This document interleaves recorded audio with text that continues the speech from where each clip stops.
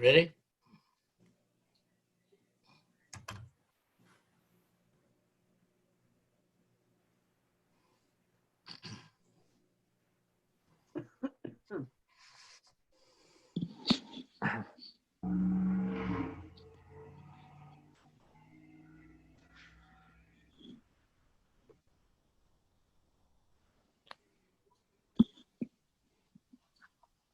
Just a little bit of silence for a few seconds, please.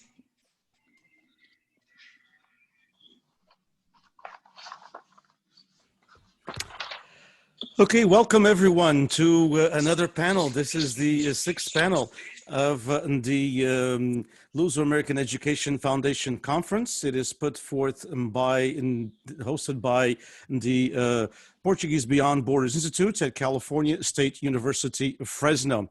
Thank you all for joining. Thank you for being part of this event. We have a moderator today, so you can thank your lucky stars that I'm not going to be talking and moderating throughout the whole entire event. And I want to thank the sponsors first and foremost as we begin this conversation. The sponsors for this conference, after 4.5 decades, just about, of doing a conference, the Luso-American Education Foundation decided to go virtually this year, obviously for many reasons, but it is still being put forth by the Portuguese Beyond Borders Institute. So I want to thank California State University, Fresno, for being part of this event. I want to thank the sponsors besides California State University, Fresno, and PBBI, the Luso-American Development Foundation, FLAD, as well as the government of the Azores, the regional government of the Azores, and also Luso Financial, and of course, João Manuel Dias with Rádio Televisão Portuguesa. They are live streaming this as well. You can follow us, obviously, thanks to all those of you who are following us as attendees here on the webinar, and thanks to all of you who are following us on Facebook Live, different pages, Luso-American Education Foundation group, also the Portuguese Beyond Borders Institute's page, my personal page. Many people have it on their personal page as well, and that's great. And also Televisão Portuguesa de Califórnia. So to welcome, as we begin this exciting panel of writers, poets, translators, editors, I would like to ask Bernice Pelicas, who is the, I should say, Eduardo Eusébio, who is the chairman of the board of the Luso-American Education Foundation, to welcome us. Bernice Pelicas will say a few words as well tonight. So, Eduardo? Thank you, Diniz, for that fine introduction, and thank you for mentioning our sponsors. But you can see they're all behind me. You know, you see the sponsors of this event. We have with us today a distinguished panel of writers, thinkers, people that have indeed captured the diaspora of the Portuguese in California. It's through their writings now and in the future that we'll know where we stood, and what we were here in California. So it is a great pleasure to have them and to have our friend Daniel Mello as the moderator for this event. Without further ado, let's start. Thank you. Daniel. All right, thank you very much for having me here as your moderator. So before I begin and ask for introductions from all of our writers here, just a little bit about me. I was born and raised in Chino in that Portuguese community. Moved here to Fresno with my family. Went to Fresno State, met my Portuguese wife as well, and stayed here. Live here now in Fresno. Have kids and teach here in Fresno County. So, and I try to be as involved as possible. And many of the works, many of the authors here, I've read and enjoyed quite a bit. And I was telling Diniz earlier that I even have my students read their works as well, because they have to do some outside reading as well as in-class reading. So I give them a list of approved books that I've read, and about 8 or 9 of those books, about 6 or 7 of those books are books by writers here. So it's pretty great. So that's it about me. I have first question I could start with is maybe take about 4 to 5 minutes. and introduce yourself more specifically. Talk about your work, what genre of writing you do, and talk about what you've already published as well. And later on, I'll have a question about future projects or current projects and future projects, but for now, just mainly works that you've already published. So we could start with Lara Goulart, with Ms. Goulart, and then after that, then I have a list here and we could just follow that list. So thank you, Lara. Thank you. I'm honored to be here. I was afraid you were going to choose me first. I'm Lara Goulart, and I grew up in San Jose. My family, I'm a fifth generation California, Portuguese Californian, and my family comes from the islands of Pico, Fial, and Flores. So I have a rich history. However, it took me a while as I got older in exploring my heritage, because my parents had become in the third and fourth generations more Americanized, and so I did not learn Portuguese except for my great grandmother. She was there for me, and I was old. She was grew to be very old age, and so I was able to learn a few words from her. But my book is called Kissing the Bee, and it's about my Portuguese heritage, which I really found out about when I was writing the book, because that's why I wrote the book. It's a poetry book, and I do write poetry, and it's about my family and my heritage here in California, especially. And there's some Azorean stories that were told, but it's based on truth and some mythology in terms of storytelling. So that's a little bit of my background. Great, thank you, Ms. Goulart. So next, Jose Luis da Silva. Hi, Daniel. Hi, everybody. Good to be here. It's very good to be here. I know many of you, and this is kind of a circle of friends. In some cases, I don't know you personally. I'll be brief. A little bit about myself. I'm an immigrant. I was born and raised in Ponta Delgada, the island of San Miguel in the Azores. I studied there until through high school. And then I immigrated to California when I was about 17 years old. I had an interesting experience because we went to live in Oakland, not a very common immigration pattern in the 60s for Portuguese. And I went to live in East Oakland to make things even more interesting. And I actually started my studies in America in the junior college called Laney College, which is mostly a Black and African-American college, with a strong influence of Black Panthers, etc. So you can see what kind of a mind-opening experience I had. And I truly enjoyed it. I truly enjoyed it. It enriched me greatly. There, of course, I was working on my English. I then went to Cal State Hayward, but I had a triple major, special major in Portuguese. And I owe a lot to my professor, Don Warren, was a specialist in Portuguese immigrant issues, and he awakened in me the love for the subject. Also, he was an expert in Brazilian literature, so he made me aware, and I enjoyed to this day Brazilian culture in addition to Portuguese. And of course, my other major was in French, the other one in Spanish. Then I proceeded to get a master's in French and a master's in Spanish. And I became a teacher. So about poetry, I do not say that I am a poet. I hate to use those words because those are for people that do nothing but write poetry. And I'm just a little bit of a poet. I'm other things. I'm a teacher, I'm a father, I'm a friend. I'm a person involved in the community like the Luso-American Education Foundation. I'm a traveler. I'm a Benfica fan. So I'm a lot of things. So my works were published by Portuguese Heritage Publication in California, this little book called O Cântico do Silêncio. And in there I have poetry that I wrote throughout the years. I started my first poem. I've always been attached to poetry. My first poem, I was 10 years old, was a religious poem.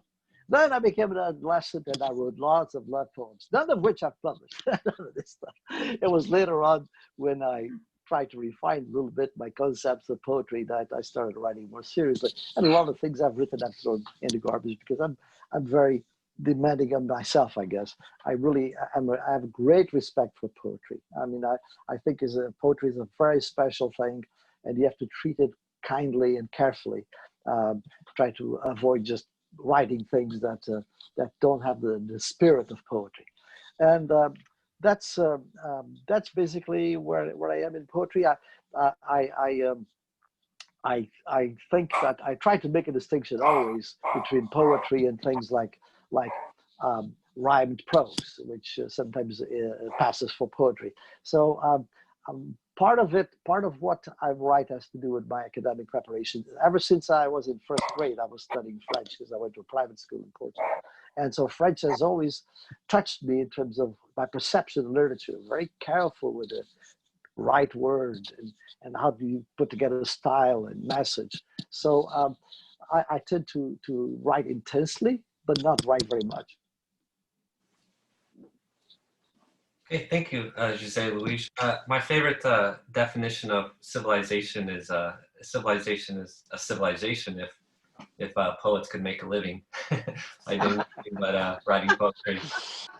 So, Anthony Barcellos. Okay, awesome. Let's hear what you have to say. Muito obrigado, Daniel. I'm Tony Barcellos. I was born and raised in Central California. I grew up on my grandfather's dairy farm on the outskirts of Porterville.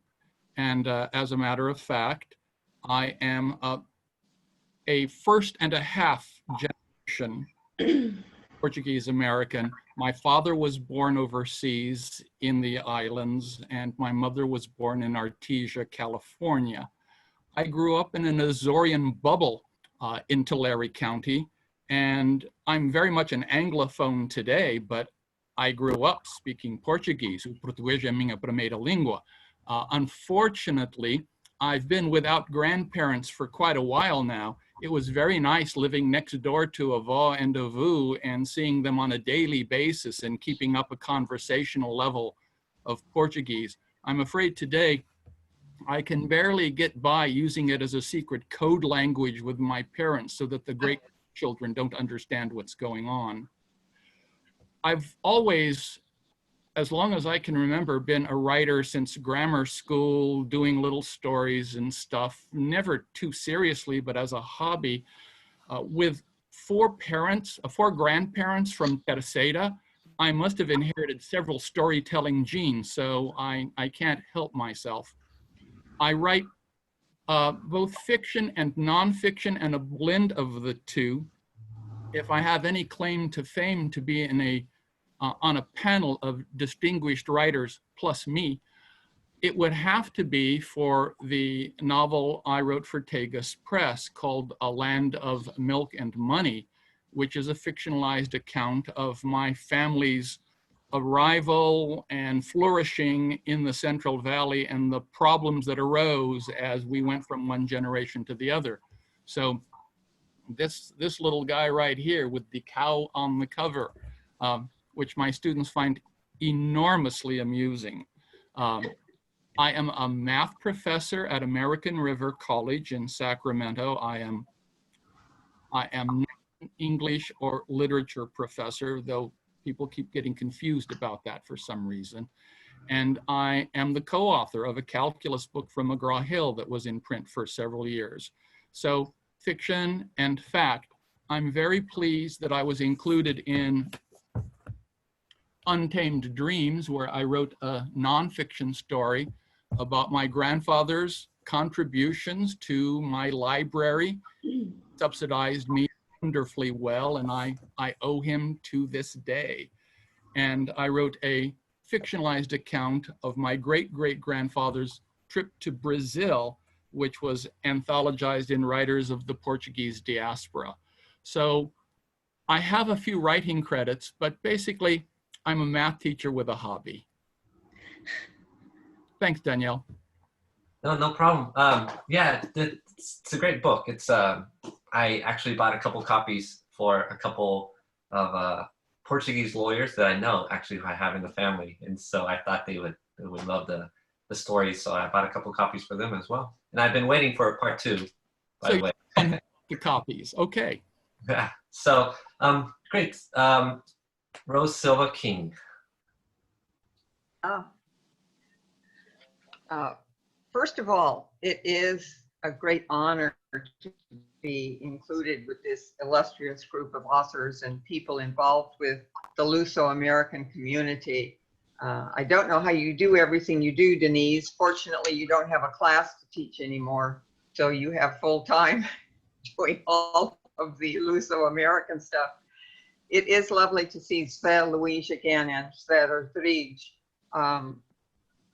And I always enjoy Sam on Facebook, all of his poetry. As I told him once, I said, I don't usually understand your poetry, but there was one poem he wrote about sopas that I did get.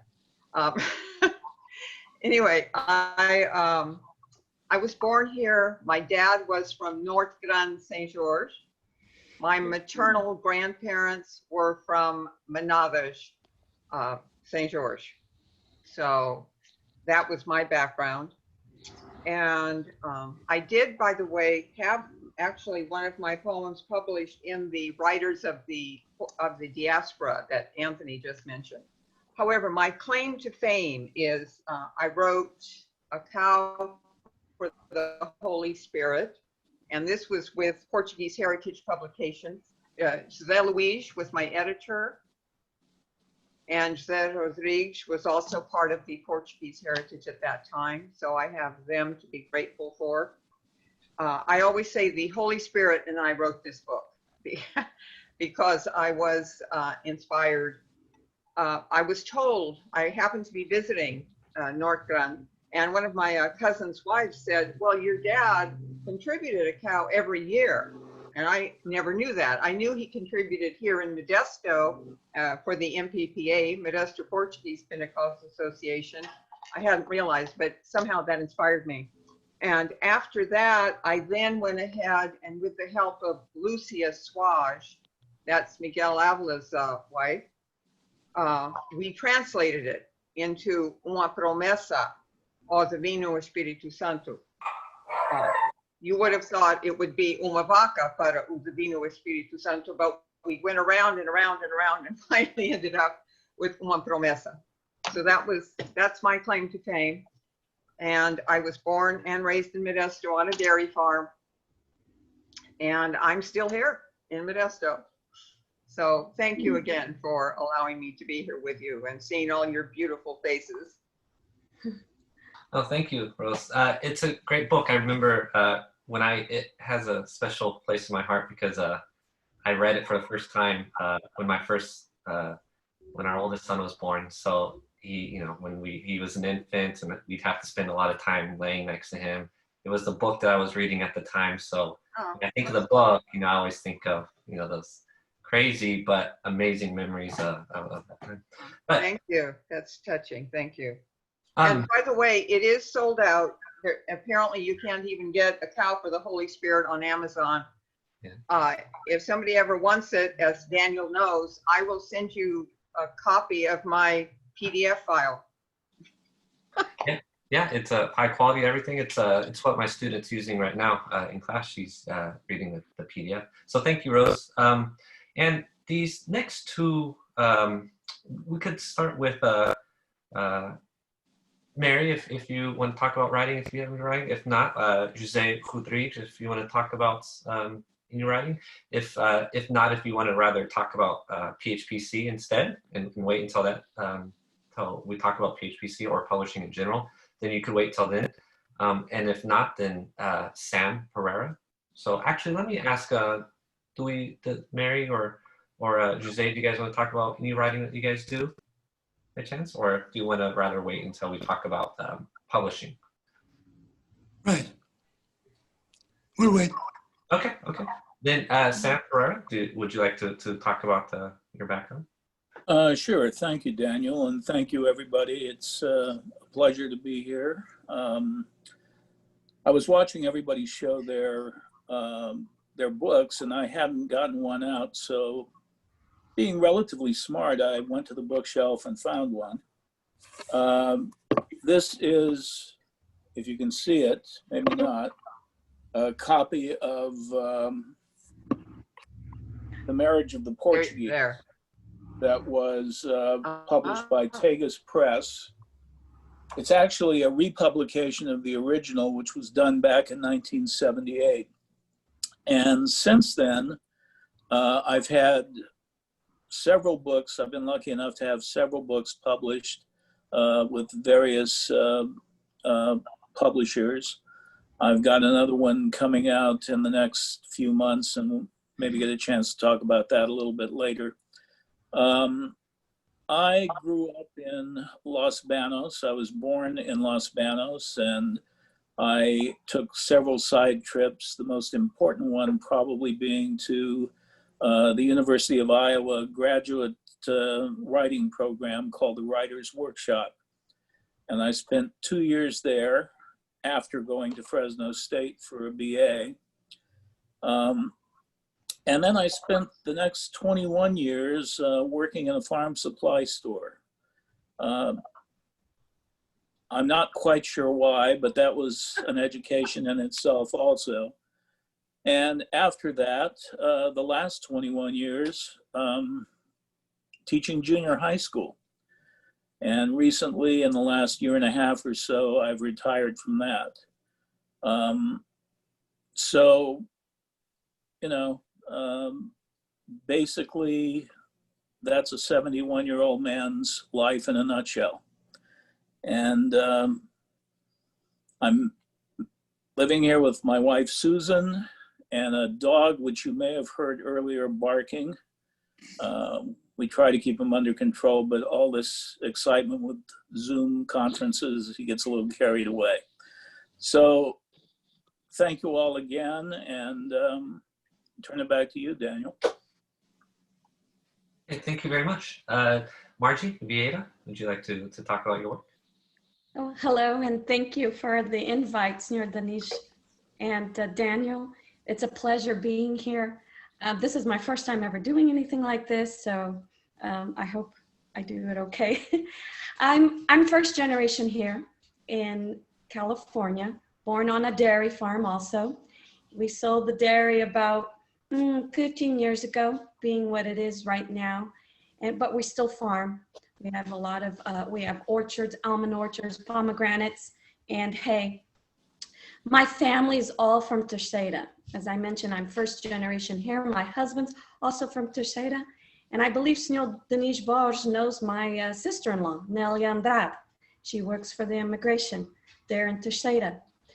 I'm a para-educator. I've been for years, 18 years now. You would think I would probably have my teacher's credentials by now, but I was happy just working 4 hours a day and coming home and taking care of my girls. I have 3 girls and a very patient husband, by the way, because when you're writing, you have to be patient with the crazy lady. Anyhow, I wrote 3 fictional books. My first one was written just, I felt a push to write it, and I did a rewrite on it. It used to be Seeing Again, and now it's a brand new cover, and it's titled Letting Go of Goodbye. It's about a grandmother that adopts her grandson, and she's Portuguese. There's also words in there, dialogue that she uses, says in Portuguese, and towards the end of the book, there's a honeymoon in Terceira. So some of my readers enjoyed that because they said they got to see the island through the story, somewhat, not the whole island, of course.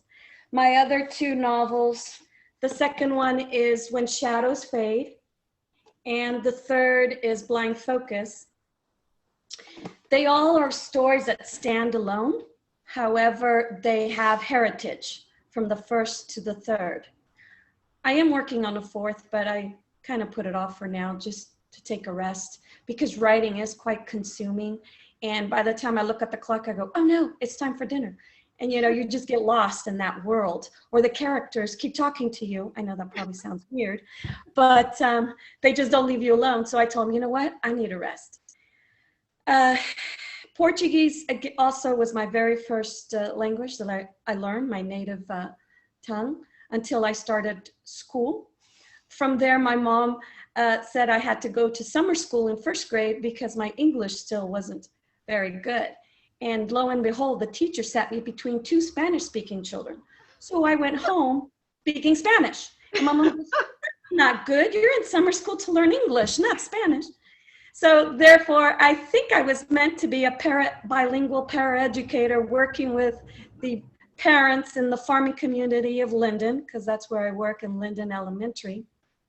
And I enjoy it very much. I do conferences with them, many phone calls to the parents, especially now with this COVID going on, and translating for them, answering questions, and working with the children. I do phonics, decoding, and literacy comprehension, and I love it. It's a new thing though for me using the computer. You know, I'm old school. I'm from the 80s, so computers weren't something that I use, but we learn. And like I said, it's a pleasure being here, and thank you for the invite. Thank you very much, Margie. Diniz Borges, last but not least. We have Jose as well. Don't forget Jose. He's the icon here. I want to well, first of all, let me just take a little bit of my time to thank everyone for accepting the invitation and being here. Thank you, and thanks to Daniel for agreeing to moderate. Well, like Jose Luis, I'm also an immigrant. I came over at the age of 10 and lived here in the Valley all my life. And first and foremost, enjoy everyone's writing on here. I think I've read what everyone here has published and appreciate it. And I just began to write for the newspapers, and then publishing came a little bit later through an invite from Salamandra Publications at that time in Lisbon, but owned by a Michelense who did more for the publishing industry in the Azores than anybody else, a gentleman by the name of Bruno de Ponte. And through a friend of a friend, I met him, and he invited me to do some collections of the writings I do for the Portuguese newspapers. A few of the books are a little bit about the community, and some of the other books are a little bit more political and social about the United States. But what I've enjoyed doing mostly is I don't do fiction. I mean, and I don't do poetry. There's a famous quote by, and I can't think of the writer, when someone was talking about poetry earlier, I believe it was José Luis. There was a famous quote that it was now I remember Garcia Marquez, who said, I'll trade all of my novels, and of course, you know, the 100 Years of Solitude and all the other great stuff that he wrote. But he said, I'll trade all my novels. I'll give them all away for one great poem. So poetry is obviously the ultimate. I enjoy translating poetry immensely. And that's when we talk about future work. Well, I'll talk a little bit about it, but I have been able to translate a few things from Portuguese to English and vice versa.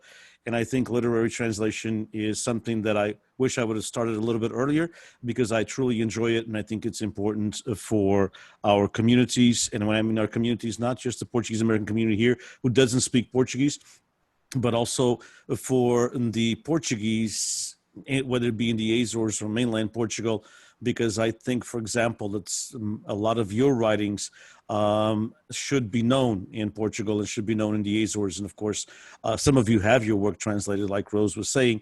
Hers is translated and very well done by Lucia, who is, by the way, Rose, it's not Lucia that is Miguel's wife. It's Miguel that's Lucia's husband. Just want to make sure we get that one correct. I was thinking that it's...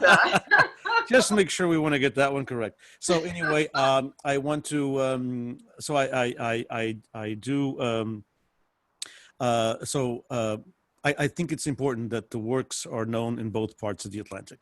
So what I want to concentrate as far as the literary aspect is concerned, because I don't do poetry. I mean, I have some poems written, but they'll probably never be published ever, because I think they're so horrible. I mean, I think I do a pretty good poem, and then I read Sam's poetry and I say, shoot, might as well throw that away. And so I haven't had the courage to publish anything, because I've find some great poems by lots of people. Some of the stuff I write in English, I look at Sam. Some of the stuff I write in Portuguese, and I look at José Luis, and I say, forget it.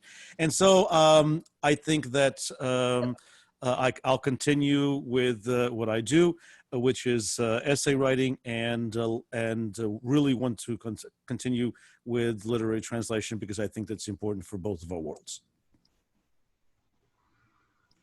All right, thank you, Diniz. Yeah, I've always admired writers for many reasons. I mean, I teach writing at the high school level, and you know better than, just as well as I do, that the amount of patience it takes to write is substantial. And even for my students to write just a couple of pages in class is very difficult. And then it's not just the writing, as you know, it's the revision, going back to it, struggling with yourself back and forth. What do I do? What do I include? How do I change this?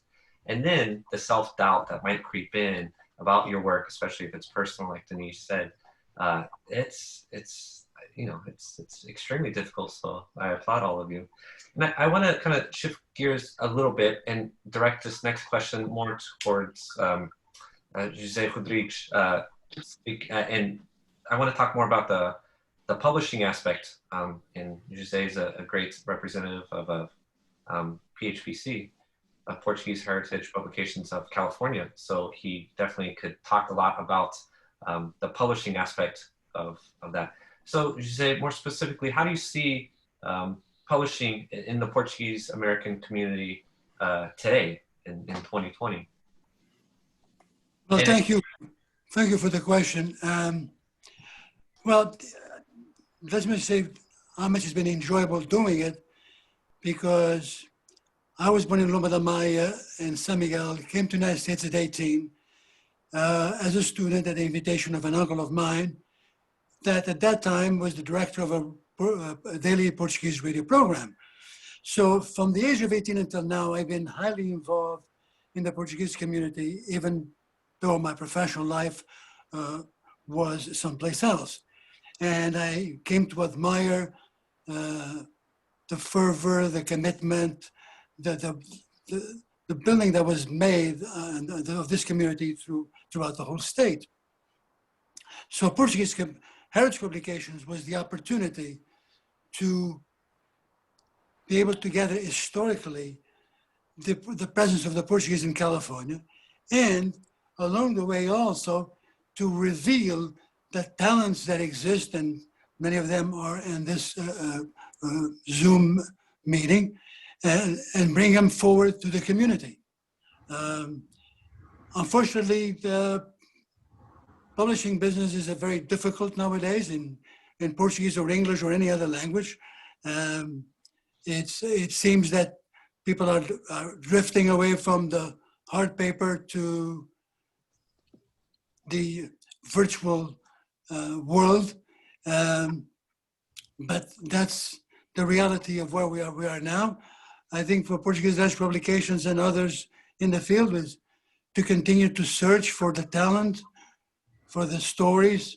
I was always more interested, because I actually have no creative talent at all. I was always more interested in the historical part, because due to my immersion, when I saw the opening of this conference, I thought, I got back to the days when in the radio, I transmitted one of the lunches of Dia de Portugal by Luso-American from Oakland. I transmitted live and direct on the radio. And that was quite adventurous at the time. And this is the days that you had to have a telephone line to do that thing, not as we can do it today. So I admire the tremendous work that's been done. But I also see that getting the word out through the paper is getting more difficult, and people are migrating into other mediums to read and know our people. The important thing is to continue to do it, so that, like this record, we get a record of what existed, so people don't think that there was nothing.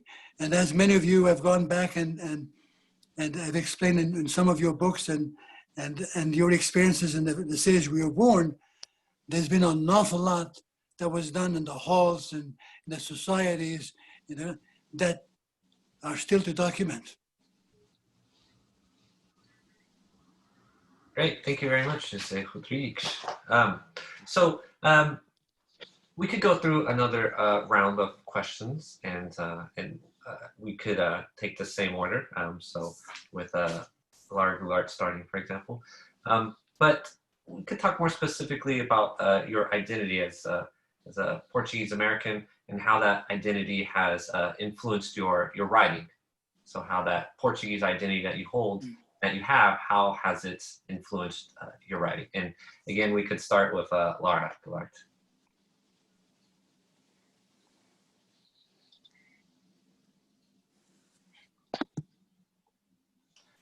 I believe your mic. Sorry. I'm not muted now. I did want to mention to Margie, when she talks about the characters not wanting to leave her alone, I can relate to that because that is why I write poetry. Those darn characters, they never leave you alone. I could definitely relate to what you were saying. Okay. And to Diniz, I wanted to tell you, Diniz, you're young, so you have a lot of years to be a translator. Yes. Okay. And I like what you did with the poems that you did with mine. So anyway, as far as my identity, first let me show off my book here. Can you see it? It's Kissing the Bee, and it pretty much has a lot of stories about my family in California. I'm very connected with not only my Azorean heritage, but being from a native Californian. And my great-grandmother came here during the gold rush as a mail order bride. So we go back that far, and I was fortunate, again, I must say, to get to know her as a young girl, and when she was still alive. And she taught me what Saudade was, in terms of she cried a lot because she missed the islands. She never went back when she came here to California, and she remembered things, and she told me things about, you know, how her brother was killed in a storm hunting whales, and just a lot of different stories. And it kind of like helped form my identity to write about my heritage. Also, I feel like in exploring more of my family history, which a lot, you know, when you're young, you don't ask too many questions until you're older, then you wonder about Uncle so-and-so and what he did. And I really got into writing this book and really doing research as much as I could about my family. And there was some real characters in there. And I believe myself that I like to write all the time, and nobody could figure that out. And I think it was genetic from Pico, because I discovered a long lost cousin just a few years ago who was a Pulitzer Prize winner. Who would ever know? It was unbelievable. Norman Cardosa, and the connection was with my great aunt Maria Neves Cardosa, and nobody knew he was a journalist. So that was really a pleasure to find that out. And I discovered so many things about my family and writing my poetry and so forth. And it has to do with who I am part of. I am part of this wonderful, rich culture. And it's like excavating to find out who you are. And that's as far as I'm concerned about. Like, I have to quote, if anybody, does everybody know who Vamberto Freitas is? Okay, Vamberto is wonderful. He really encouraged my writing. And I'm going to read you a quote that he wrote. All literature is the search for our being and place that we can call home, or recreate our imaginary and interior homelands. So I'll end with that. Thank you. Thank you. And great quotes. José Luís da Silva, how your Portuguese identity has influenced your writing. hard for me to differentiate between the two. I'm being Portuguese is absolutely part of what I am and what I write. Keep in mind, I'm an immigrant like Diniz, and most poetry, most literature written by immigrants, Portuguese American, or Portuguese immigrants in California, most of that writing has been done in Portuguese. The exception, notable one, of Alfred Lewis, for example. But the language is, the language is an integral part of what I am, because language is part of your soul. So when I express myself, most of my writing has to do with my perception, but the way that I look at life as an immigrant. I don't like the word immigrant. As a Portuguese who came to California, and who has maintained his Portuguese language, who has diversified his knowledge, and who at the same time feels very strongly about the connection between the islands and the world over here in California. It took me a long time to feel at home in California. I remember where I live in the East Bay here, where we have these, in the summer, we have these brown hills. Everything is brown. I was used to the Azores, everything was green. And I used to say, gee, these brown hills, until many years I decided to create the metaphor of the nothing innovative, but the golden hills. I can look at the same hills and they're golden, not just brown, burned out hills. So that's kind of a representation as to how I accepted California, because coming to California was not my idea, it was my parents' idea. And so I brought with me my language, my history, my background, and I've tried to depict through me, through the first person, what it is to be an immigrant. And if my literature has any value, I would like to think that it is a filter in Portuguese of the immigrant experience. And we are very few, and we are disappearing. Those of us Portuguese immigrants who write in Portuguese. Interestingly enough, I wrote one poem in English in my book. It's called The Window to the Sea. But even though it's written in English, it's probably one of my most Portuguese, most Azorean poems, because the soul of the poem is intrinsically Azorean, islander. And so I really, somebody wrote somewhere, and I forget, I can't quote anybody, that the role of the poet is to be a filter of the forces around him, the universe, whatever. And I feel that my little role in all of this is to leave a written message of a personal experience of being a human being that left the Azores and came to California and lived and adapted and worked hard and taught Portuguese and created a family and feels very strongly about issues in our state, in our nation. So that's my course in here. So I also have a dichotomy in my being, because I'm very, very Portuguese. I'm very much into my roots. I can trace them back to God knows when. But I'm also like to think of myself as a man of, I wouldn't say a man of the world, but a man of the Western world. I feel very much at home in Latin America, in Southern Europe. I've expanded that Azoreanness. And interestingly enough, that's what it is to be a Portuguese, and particularly an Azorean. It's to be a man of the world. I mean, that's a man of the world, or a woman, a human being that is always open to what's out there, and but really loves and cherishes so much the origins that sometimes it's difficult to tear up a person, like it was difficult for me to be torn up from my wonderful adolescence in San Miguel with all my friends and come to California and restart anew. And for many years, I kind of regretted that. But I tell you, at this point, I think my life became so much enriched by experience, not only in the Portuguese American community, but in the Californian community. I married an American. My kids are Portuguese American, more Americans than anything else, let's say, because the language that the mother speaks is the one that sticks most.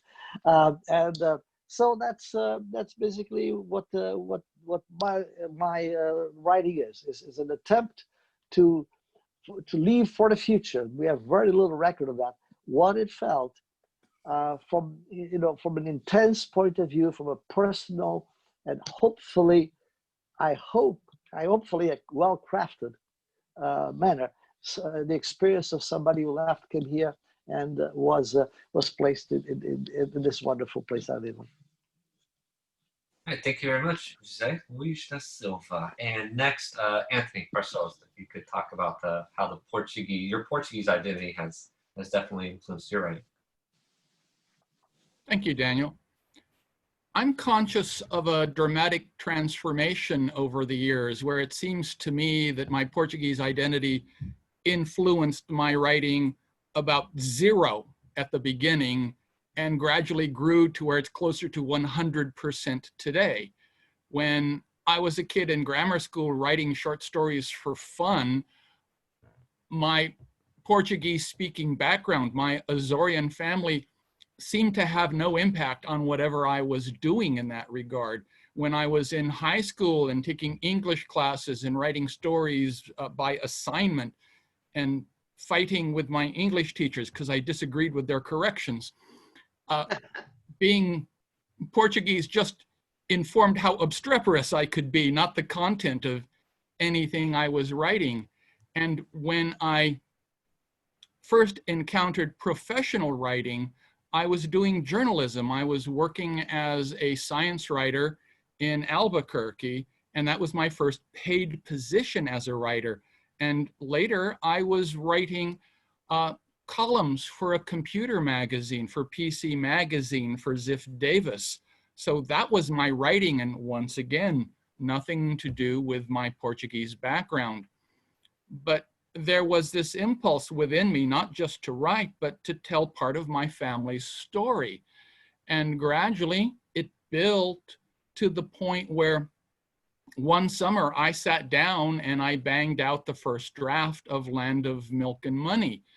And that was in part prompted by my sister, who at family gatherings would take me aside and say, all those stories that we tell about things that happened in the family, someone should write those down. And she was always telling this to me. And then one summer, I sat down and did it, and then gradually found out about Tegas Press and sent them the manuscript. And we went through a couple of revisions, and lo and behold, it was published. But the motivation there was to share what I had seen growing up in a Portuguese-American family, a dairy farm family, to document, at least to some degree, the amazing courage of my grandparents who completely transplanted themselves and started over in a new environment where they didn't even know the language. It was astonishing to me when I finally thought about it, and I wanted to tell that story. But on the other hand, I didn't want to write a memoir.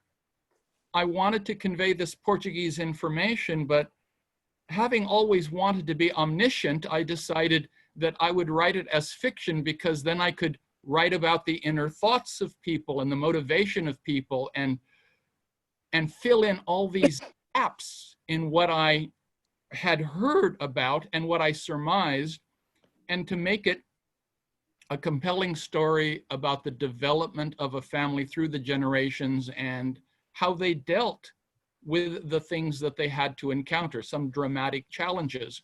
And yes, I invented all sorts of things. I changed all kinds of names to protect the innocent and not to provoke the guilty too much. And I have to admit that after the book was published, despite my sister's warning that I could get myself in a lot of trouble, I mean, she started me on this, but she also warned me after reading a draft. She said, I think you're going to get into a lot of trouble. And, but it's fiction. It's labeled as fiction, okay? That's what I'm saying, and I'm sticking with that. And it's all about our Portuguese-American experiences. Though I admit, later on, I did have certain people take me aside and whisper to me, how did you find out about that? No, I just made something up. If it was close to reality, that was just accidental. Things in the book. Like, did one of the boys drive 2 tractors at the same time? Yes, that really happened. Did one of the boys blow up a corn silo with homemade explosives? No, that never happened.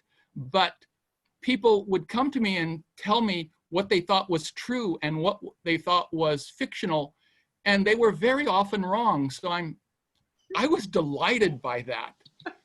But more to the point, I was very happy that one of the big reactions was, we were part of a farm family, we were part of a dairy family, and we saw these things happen.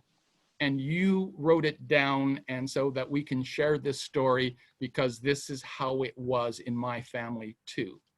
So to that degree, I'm very happy to have created a document that has a historical aspect as well as a certain amount of humor and drama and whatever else I could toss in there. And since then, since writing Land of Milk and Money, I've written a couple of stories and published them in a couple of locations. And yes, I have another fat manuscript that Daniel is waiting to see published. Unfortunately, I acquired a literary agent who told me how to improve it.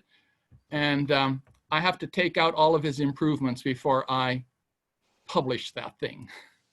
So that's where I am. I am now a Portuguese American writer, and I didn't start off that way at all. Thanks, Daniel. Thank you very much, Anthony Barcellos. All right, next we could have Rose Silva King, if you could talk about how your Portuguese identity has influenced your work. Well, from the book, obviously, A Cow for the Holy Spirit, it's all about it.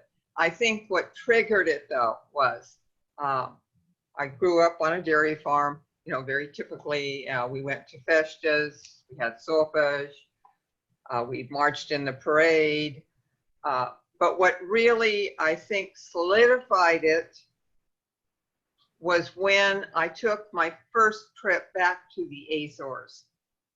I was almost 30, and I went back and saw everything that my dad had talked about, and I learned about all my life, and it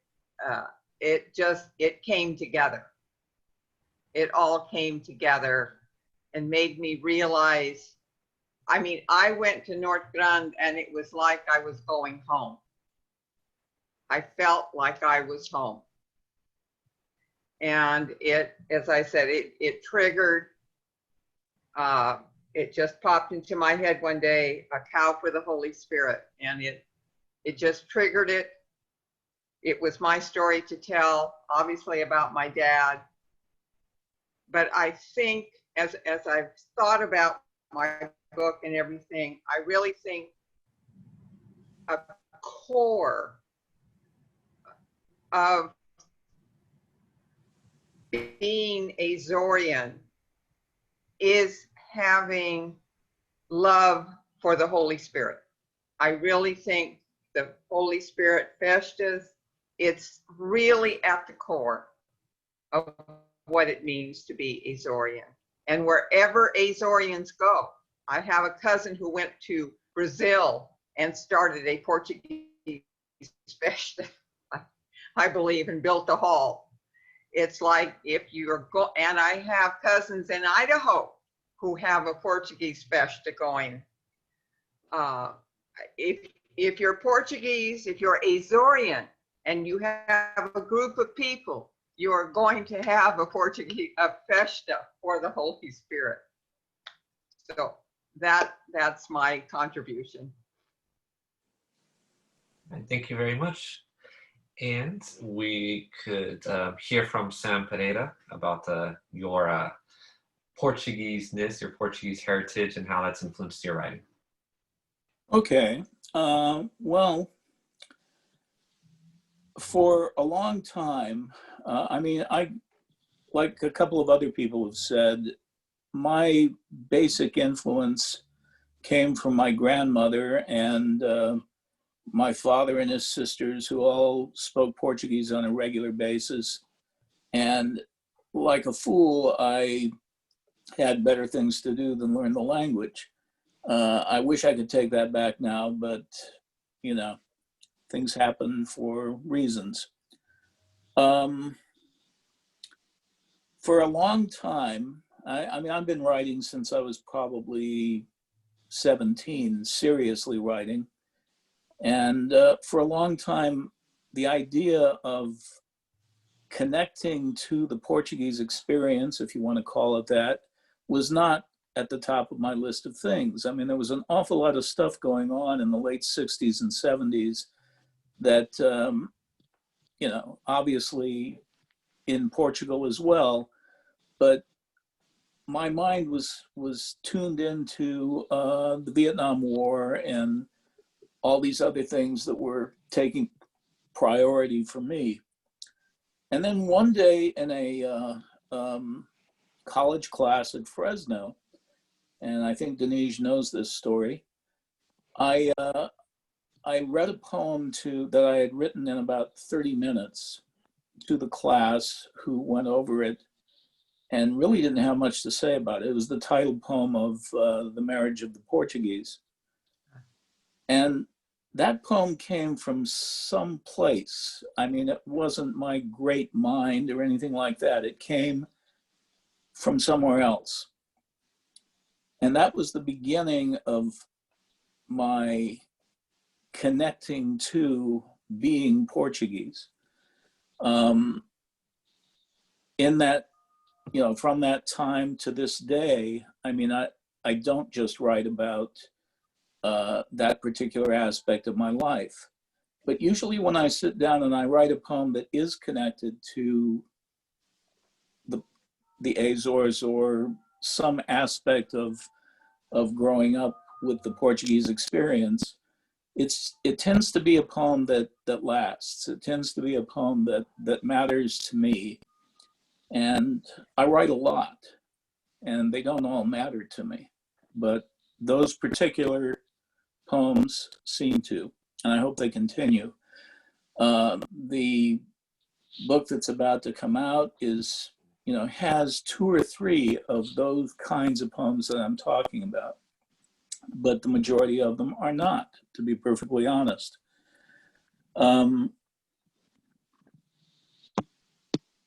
My identity, I mean, what makes me, my strong points, I suppose, tend to come from my Portuguese ancestry. Also my weak points. I love them both. It's how I've lived my life. I wouldn't change anything, but they've been a powerful influence all the way through. I don't know if that answers the question, but that's what I got. No, that perfectly answered the question. Thank you, Sam. And Margie Vieira, if you could talk to us about how your Portuguese heritage has influenced your writing.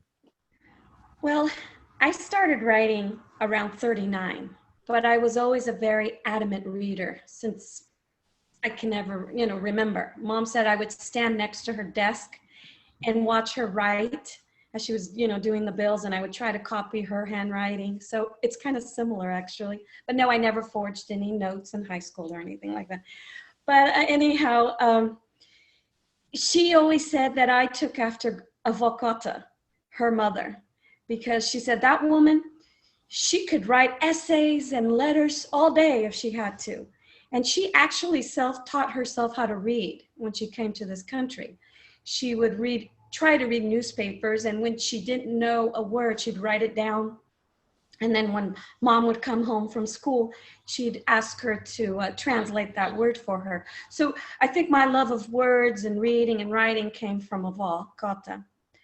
And as I said, I've always been, my whole school, I always say that I never left school because right out of high school, I married and then got a job working at elementary schools, also junior high schools. And it was always with children that were bilingual and needed help in phonics and comprehension. So I always did a lot of reading with the children. And that's pretty much how I then someday just decided, like I said, I had a push at 39 and I tried to push it away. And I said, no, I'm a farm girl. I'm not a writer. But something kept nagging and saying, no, you're going to write this story. And I also have to thank Senor José Luis because he was one of my very first beta readers. I don't know if he remembers that. Senor Goulart came by because I was really hoping, Heritage would be able to publish. But I think my books just weren't Portuguese enough, maybe. I don't know, even though I am Portuguese. And there's lessons in here that are Portuguese, and Amanda Stanford, she's Amanda Costa Stanford, she talks about it. However, it is fiction, but I always say there's truth between every fiction line.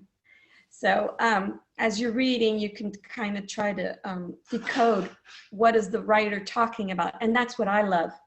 I always hope that someday, we could do an author panel and have the readers ask you questions. And if anyone's ever interested in writing, I would love to, give my input. Not that I'm a super professional, but I have had already now a few years, a few notches on my belt that perhaps I could help, because I had a great editor and he was more like my mentor too. I also want to congratulate Senor Anthony Barcellos, because that has been one of my hugest endeavor, is to find an agent.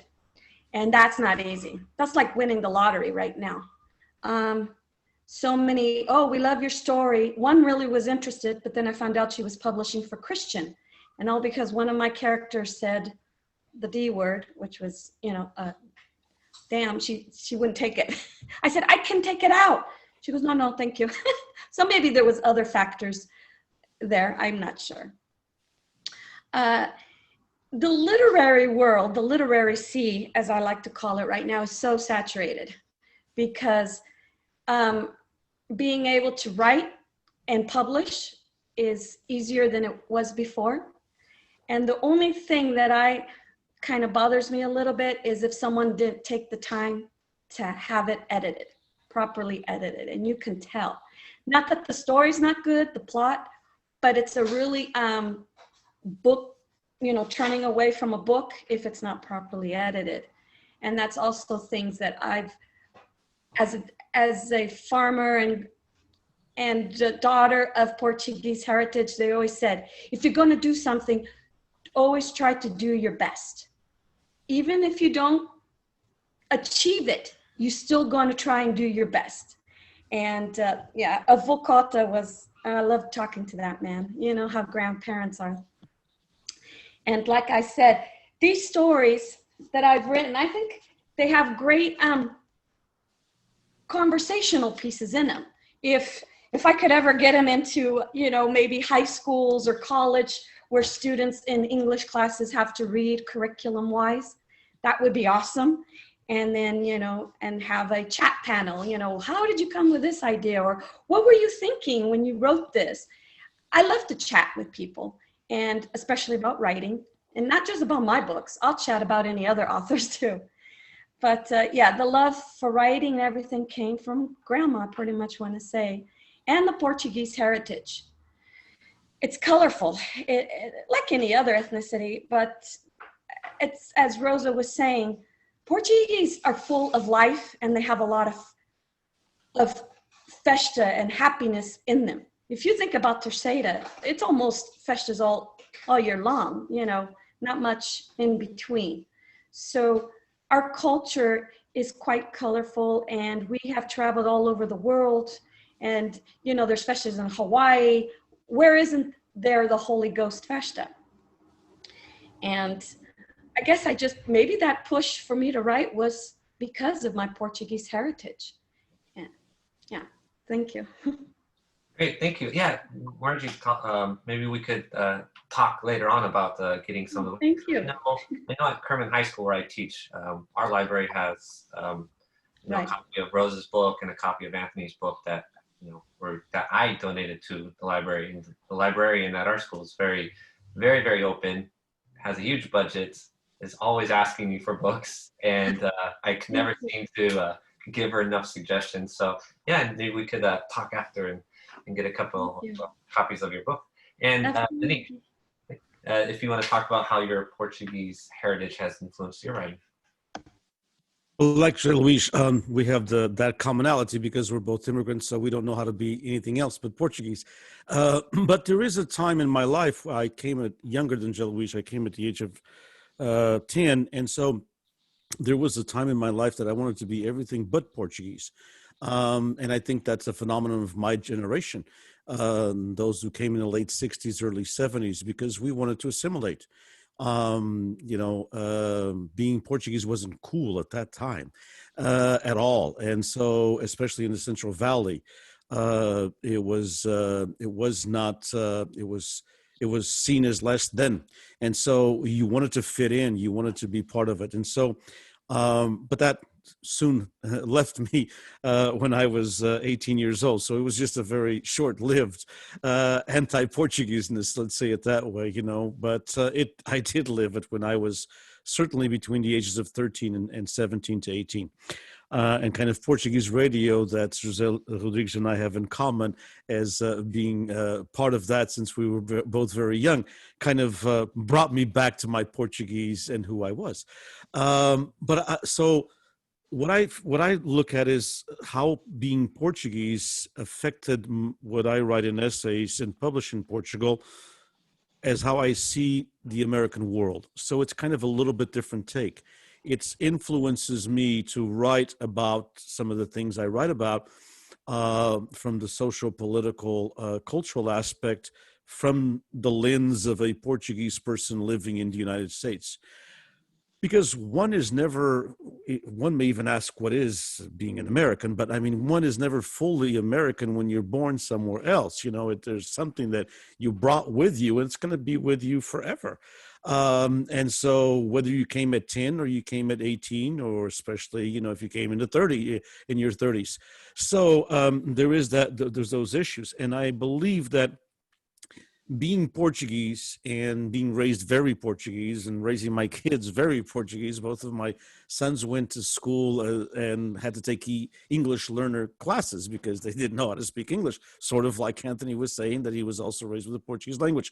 And so so having that issue helped me, I believe, helped me with what I write and publish in Portugal, because it kind of gives the Portuguese reader, mindful that I write mostly in Portuguese, as you all know, it gives the Portuguese reader a little bit of a overview of what America is from someone who can relate to the Portuguese world, if that makes any sense.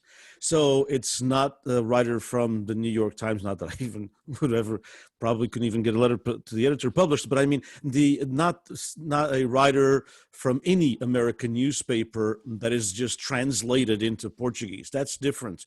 And that's one of the issues that has helped me in publishing in Portugal, and that is that it is a Portuguese version of what America is going through, because my things are very contemporary, and there's lots to write about, especially now.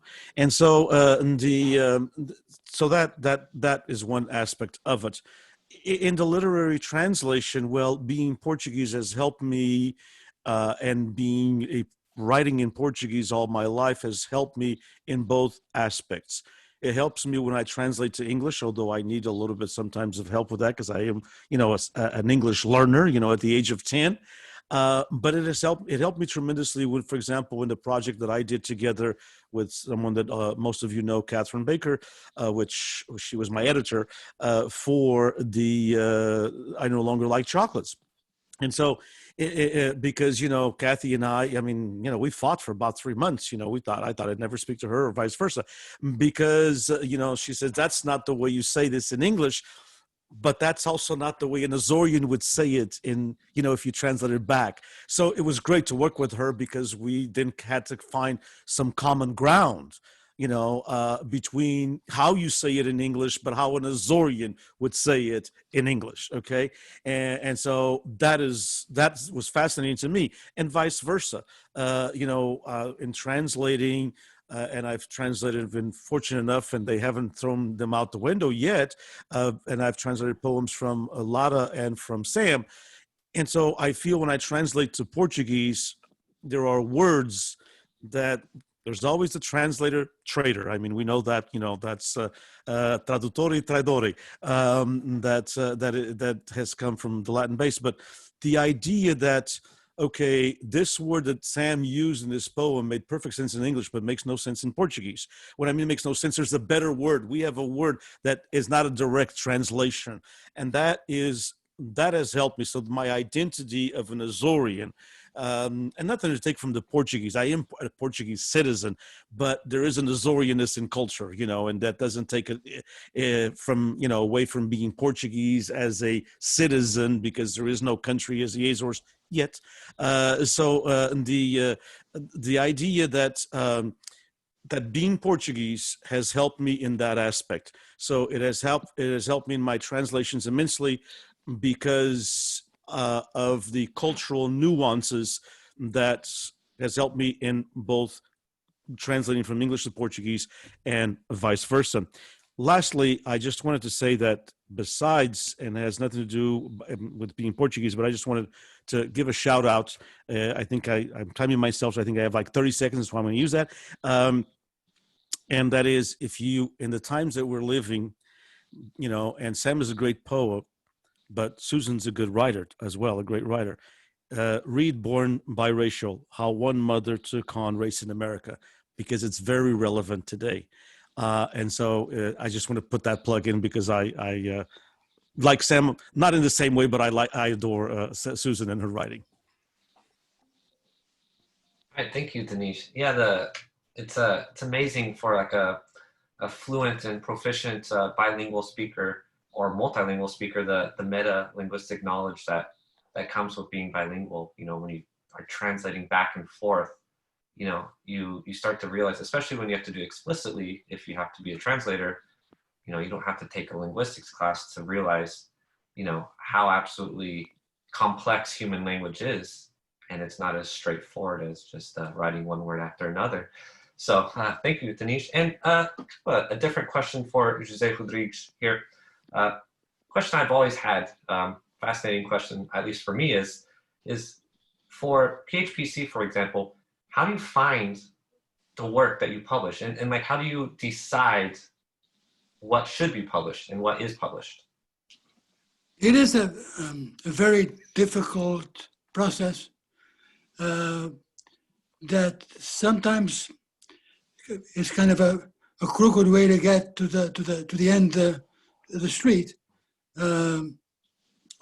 Margie was talking about the Holy Ghost, and it's, for example, the first book we published, the Holy Ghost Festus, which was our bestseller, sold 6,000 copies. That's the best we ever done. So sometimes when we are publishing, we want to do something, is we might not be able to do justice to the author because we don't have the reach, except for the Portuguese community. And we all know what's happening to libraries, not buying as much, but the bookstores are closing left and right, and they don't take books from a small publisher or unknown publisher. They only take for the big names. And the people say you can go to the Amazon, but you don't get to be in the Amazon for little money. You have to have enough weight. So we have concentrated in the historical part of the Portuguese community in California, and then a few, maybe 15 or 20, 15 books of like José Luis and others that speak to the talents that exist in the community. But it's a selection that occurs and how dictated by what we can do justice to that work in projecting it. Because if you write the book and nobody buys it, nobody reads it, it really is all for nothing. And it's very difficult for a small publisher to reach the market. That's one of the hardest things, right? They just, the bookstores are closing so fast. And of course, we used to have a lot of more Portuguese stores that you could put books there to sell, and that's also disappearing. Have you thought about going into ebooks? Like Yes. the book you've already published, but now as ebooks? Yes, we are experimenting with it to see if there's a market for it. The problem still is how you get the word out in a mass media, you know, and that's we have been in conversations with some young Portuguese guys that are involved with in the modern world, see if they can give us some pointers on how to reach that. And the ebook too is much cheaper to publish, right? Because publishing paper Absolutely. yeah, publishing paper nowadays is very expensive. Yeah. Thank you, Rodrigues. I personally still, it's difficult looking at a screen for me personally. We look at screens all day. So I still prefer paperbacks, but I know many people prefer digital. So I want to ask the writers one more question. So we're in the middle of a pandemic, in case you weren't aware, and so I want to kind of a two-part question. How has the pandemic affected your writing? You know, perhaps in the past 9 months, 8 months, 7 months that we've been aware of it, and how has that affected your your writing now? And so I guess the second part of the question is, what are you currently working on now, or what do you plan on working on in the future projects, current projects, and how has the pandemic affected that work, those projects? And we could start with again with back to Lara. Yeah, I think I'm not muted this time. I have never been busier in my writing life since the pandemic. I stay home and I've got like a million projects. One of the things I do is I teach at Mule Creek Prison, and we've had to convert to distance learning, and I've been creating many different lesson plans. My theme has changed in my writing period to, I have a curriculum I call Conditions While Being Human. And under that curriculum, we study many things like kindness and such things as the different components of being human. And I am also a human rights commissioner for my county. So I'm involved in a lot of social justice writing. And one of the things I've been getting some good reputation on is writing op-eds. Because I'm a poet, you can't write more than 330 words. And I put poetry into my op-eds. And I don't write politics, I write more human stuff, human social justice things, or I can't explain it, but I seem to be getting a good reputation for that. It's not like arguing politics or anything. It's putting literature in my op-eds, is all I can tell you. So other than that, I am continuing, I'm working on a manuscript of poetry whenever I can get to that. And I'm working on my latest manuscript I call Fourth World Woman. And it's a lot to do with my journey as a woman and the chaos in the world. It hopefully will end on a hopeful note. So I am on Zoom groups of poetry, and you know, I mean, I cannot believe how busy I am. When we can get out of the house again, I don't know if I'll have time to. I'll be so busy in the house. So I hope I've answered your question. Oh, perfect answer. Thank you very much.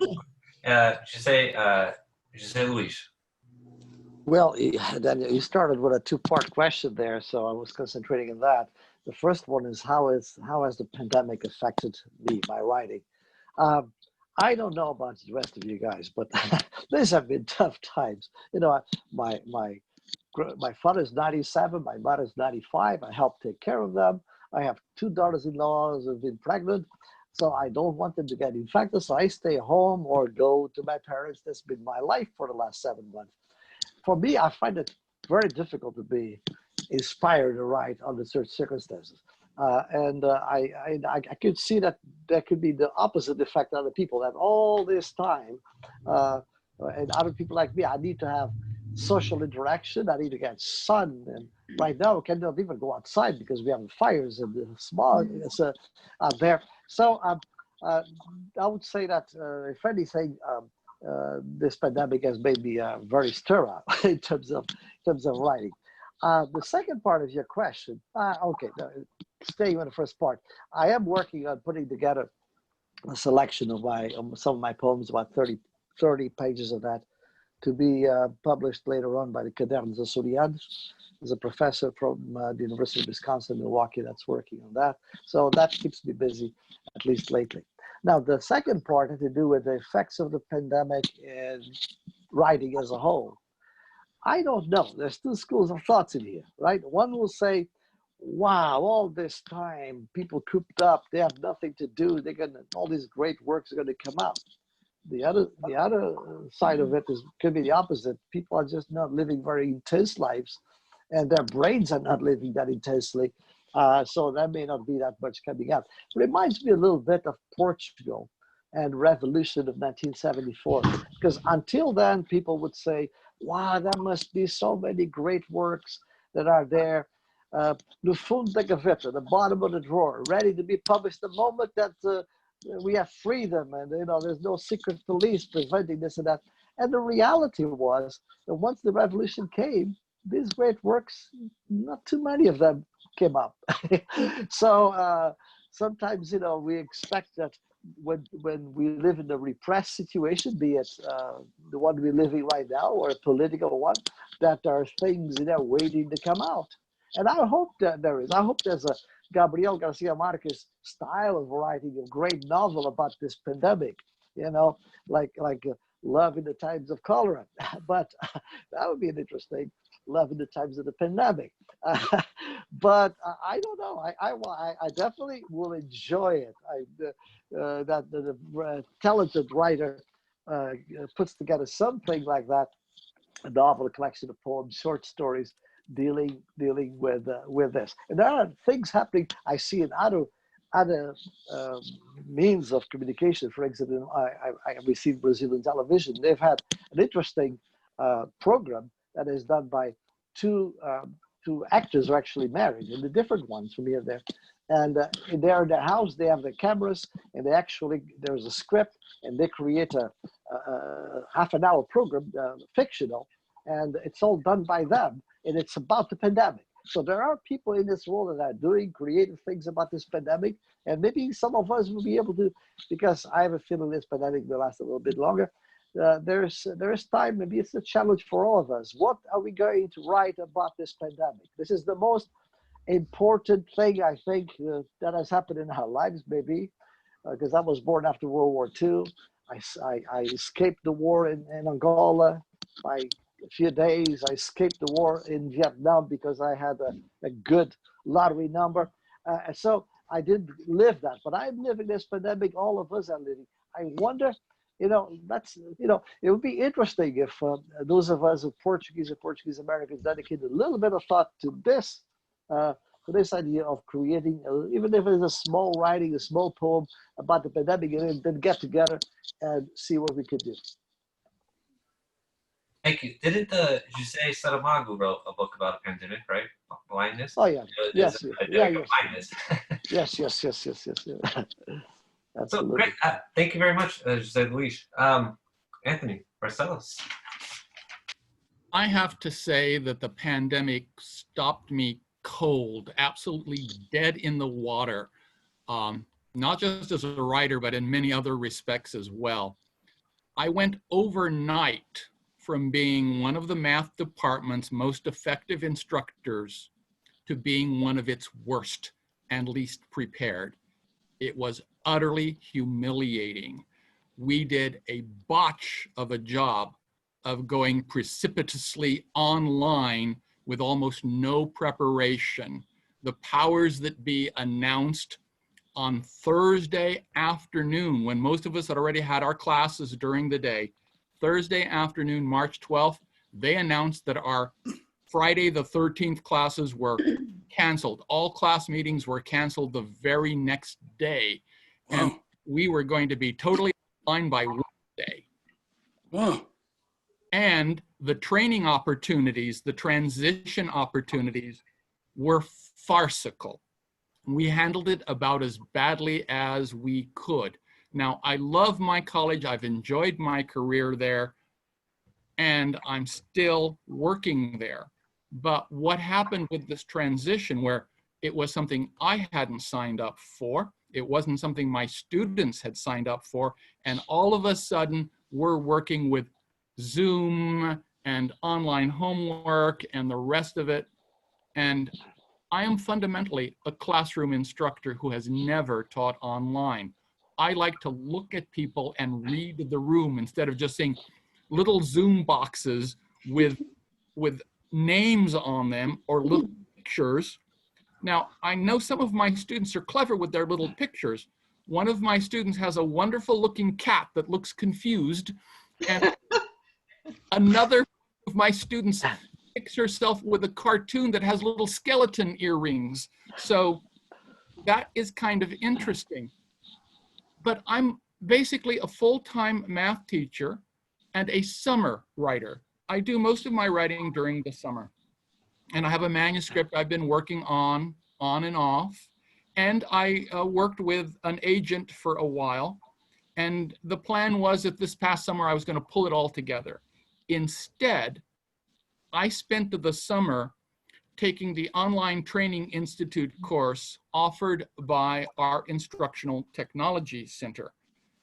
Ironically, I was a co-chair of the committee that established the Instructional Technology Center, but I had never taken the online teaching course because I wasn't interested in online teaching. I like in-person instruction. And now, all of a sudden, I had to do this. So after the botch that characterized this semester, I did no writing at all, or even look at my manuscript during the summer. I took the Online Training Institute so that I would no longer feel like a fraud this semester, because we have standards for online teaching, and the district issued a universal waiver, emergency waiver, so no matter how little preparation you had, you were now an online instructor. And I feel bad because of the experience and the toll it took on the instructional experiences of our students. And many of my students who didn't have the technology to take full advantage of online instruction. So at least this semester, I'm prepared for this semester, and having taught 5 weeks with online Zoom sessions, I'm competent at it. I am by no means the best in my department, where once upon a time I might have contended with the best instructors in my department, but I'm actually doing a fairly decent job now. And my students didn't come to this unawares. It's not like we did bait and switch on them. So I'm teaching, and I'm teaching with a reasonable amount of satisfaction. I'm getting much more out of it. I came very close to just outright retiring, just giving up on the whole thing. I'm glad I didn't. Teaching is my profession, and I have something to contribute. And maybe during Christmas break, I'll go back to writing. Maybe during next summer, things will be better, and I will do some writing. My current project, which has been hanging fire for quite a while, is a manuscript called Count Me Out, which is an ironic title. And much of it was originally written years ago when I did a draft of Land of Milk and Money. And my editor said, you know, you have 2 plots going here. The one about the lawsuit over the matriarch's estate, that's the driver of this novel. The way the family came to blows over the disposition of the estate. That's what you should focus on. And this other coming of age novel that's in here, you need to pry most of that loose, which doesn't contribute to the forward motion of your plot, and that could be a separate one. So Count Me Out is the education of a teacher, and it has many of the same characters from Land of Milk and Money. And I hope to get that done someday. It's not as Portuguese as Land of Milk and Money because there's less dairy farming and there are fewer cows and all of that sort of stuff. And there's more math in it. So I know Diniz will like it. And we'll see what happens. I have nothing really to prove as a writer. I've had a novel published. I've published fiction. I've published nonfiction. And if I just want to get this done, I might just self-publish and get it out there so it's done, because it's been going on too long. And so that's my one project. And I know Daniel and a few others have been aware of it and have been looking forward to it. And gosh, I want to finish it, but I haven't done a blessed thing as a writer since last summer, since the summer before last.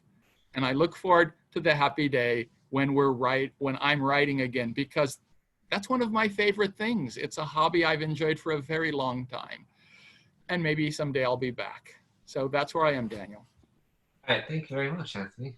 Rose, Silva King. I would like to tell you I have dozens of manuscripts, but quite frankly, I have nothing on my desk right now. Nothing at all. I'm still, as is everyone, coming to grips with the world. It's like it's still all in pieces and we haven't decided how to put it back together. When the one thing very personal was when the pandemic started and they talked about this, what terrified me was that I would never be able to go back to the Azores again. When, you know, when it was really the terror and the fear and everything. And it just made me realize how much I would lose. But that was just a very personal thing. I would, you know, it's like, oh my God, I can't go back to the Azores. That was my goal. But no, I'm really not working on anything. And it's not like the pandemic and the fact that you have a lot more time has made you become terribly creative. I think it's just all out there in bits and pieces, and each of us has to make it come together somehow, but not sure yet how that's going to be. Thank you, Rose. Sam, do you want to talk about your current projects and how the pandemic has affected your current projects or future projects? Sure. I retired about 6 to 8 months before the pandemic actually hit in a major way. And it took me about that long to get used to the idea of retirement. And then the pandemic came along and slapped a whole other layer of things on top of that. I'm one of those people that can hunker down, and I don't really mind the alone time, you know, the writing time. I don't need to be going out to the various stores. I go, but I don't, you know, I go as little as possible. And as far as the writing goes, there was a time in my life where I didn't write anything for about 2.5 years. And when that finally stopped, this was a long time ago, I swore that I would never end up in that place again. So I probably compensate way too much now. I write almost every day. And the retirement has helped that, as has the pandemic situation. The negative part of that, I suppose, is that, you know, a certain percentage of what I write has to do with the political aspects of the pandemic and the characters that are floating around connected to it. It's inevitable. You can't help it. At least I can't. The second part of that question, having to do with the effects on the entire creative world, I don't think I'm alone in what I just said. I think there's an awful lot of people who are kind of fixated on the idea of writing about it. It's a big subject. You know, there's a lot of stuff going on, and we all like to think that our 2 cents worth of whatever having to do with it is vital and important and necessary. And, you know, maybe it is, maybe it isn't, but it makes us feel better when we do write it. It's a terrible thing. I hope it passes soon. I want to write about something other than that on a regular basis. Thank you. Thank you, Sam. Okay, Margie, Pereira, if you'd like to talk about how this pandemic has affected your current writing and your future prospects, perhaps. Well, first of all, the COVID helped me publishing the rewrite on my first sooner than I expected, because I had all this time to sit, get it done, work with the publishers and whatnot. So that was a plus. To me, COVID, it was a challenge, as Mr. Barcellos mentioned, working with the children, and we stopped. And on the 16th, we're being called to go back to school to talk about it. And then I had to get all my literacy material for the kids. I had to pack everything so they could come and pick it up. And then I started doing distance learning with them, you know, from home 4 days later. And it was a challenge. And I would call parents and say, is so-and-so going to log on today? It was a change, but not something that couldn't be done.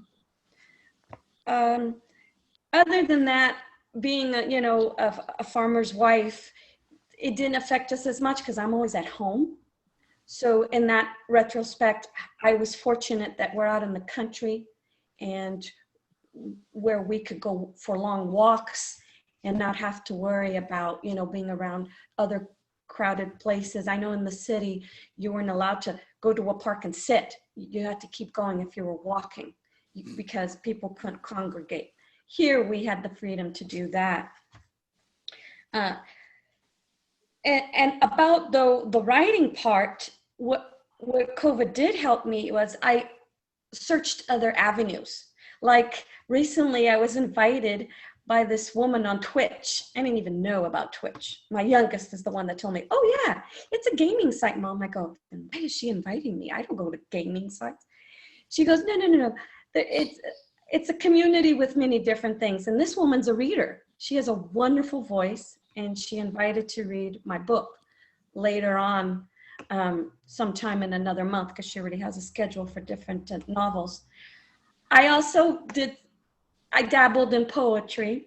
I don't consider myself a poet, but I have published some on LinkedIn, Instagram, and on my author page on Facebook.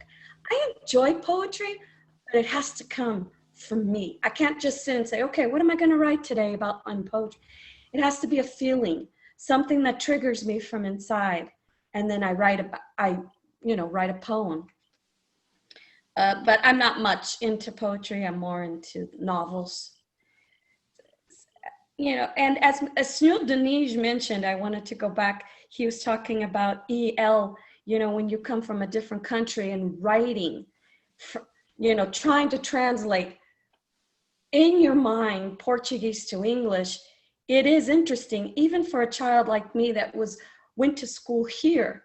I still had the background of Portuguese. So my upbringing, I felt like I'm kind of in limbo. I learned Portuguese, but not completely fluent.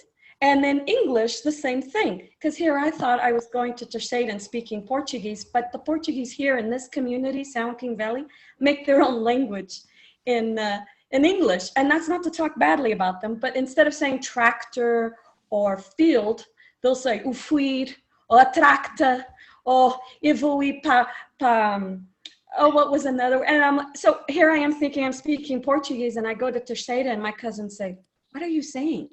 Those words don't exist. And I'm like, they don't? Well, they don't exist in English either. You know, one era kipar. And my prima kept saying, what is kipar? And I'm thinking, okay, think of a different word, a synonym. And I said, oh, vocês não vão guardar as flores? And she goes, oh, guardar. Kipar não é uma palavra, Margie.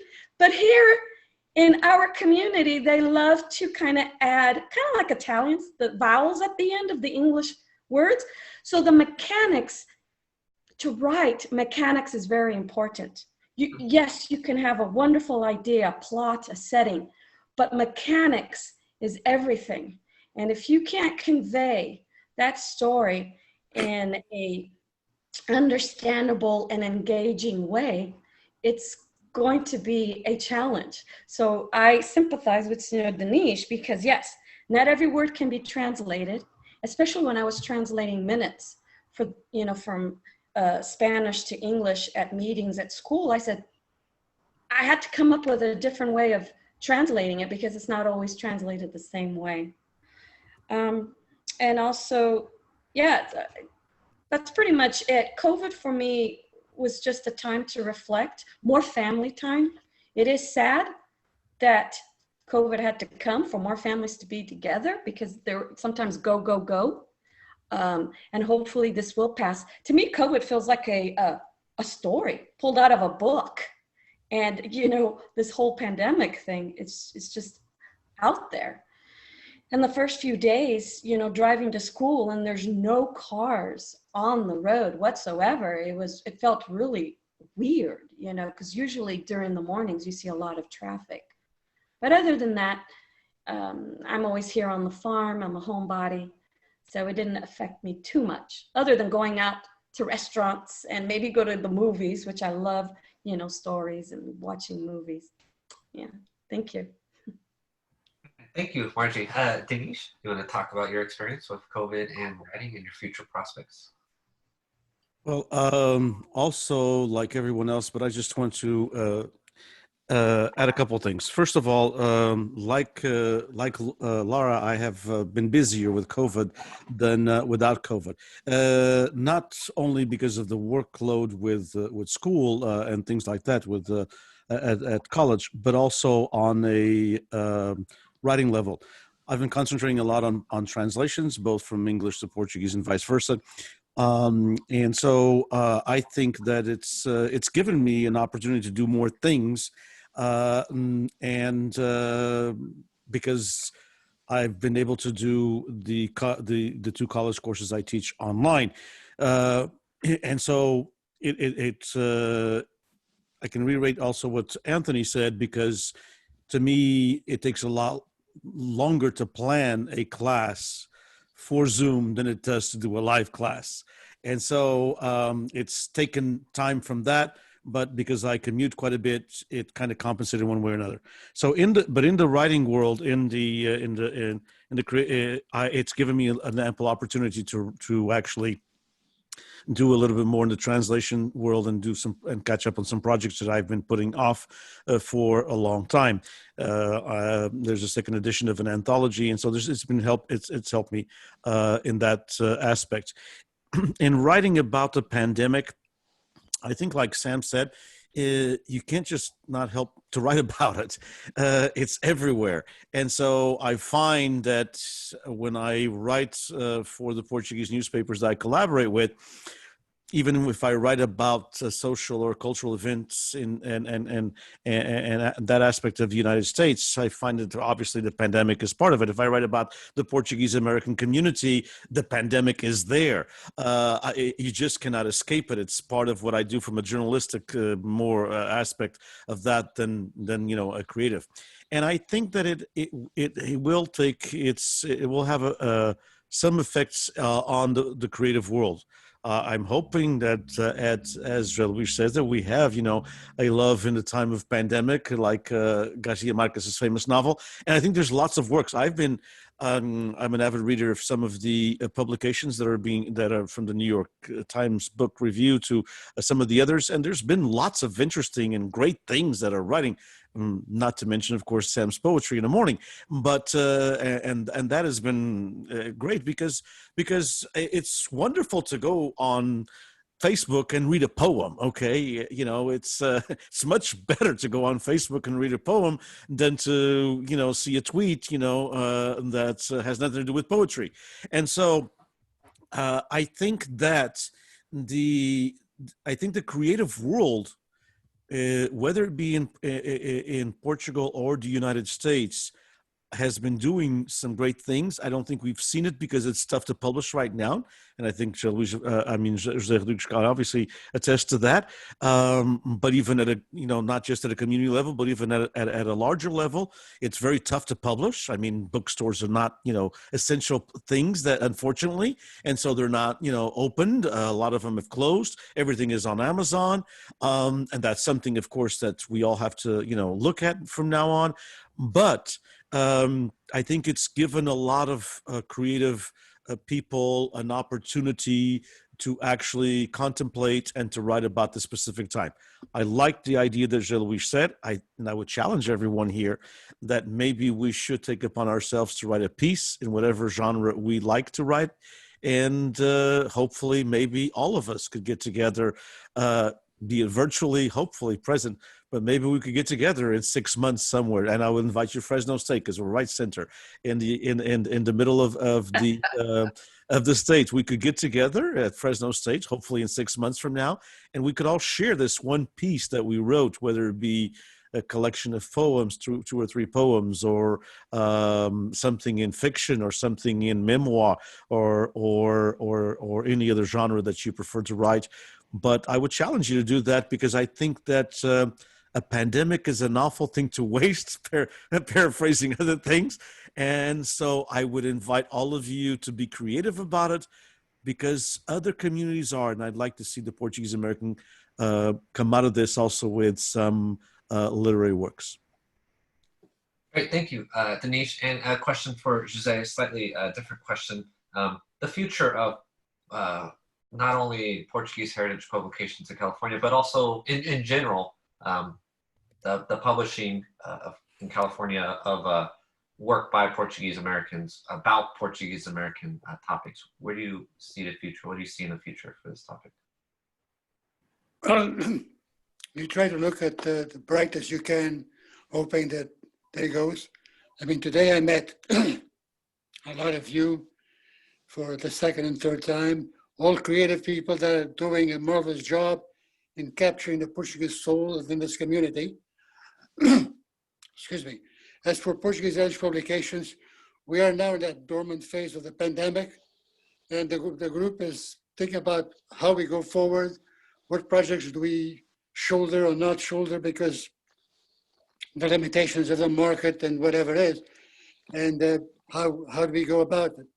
It's right now we're kind of a dormant stage. We are pandemic.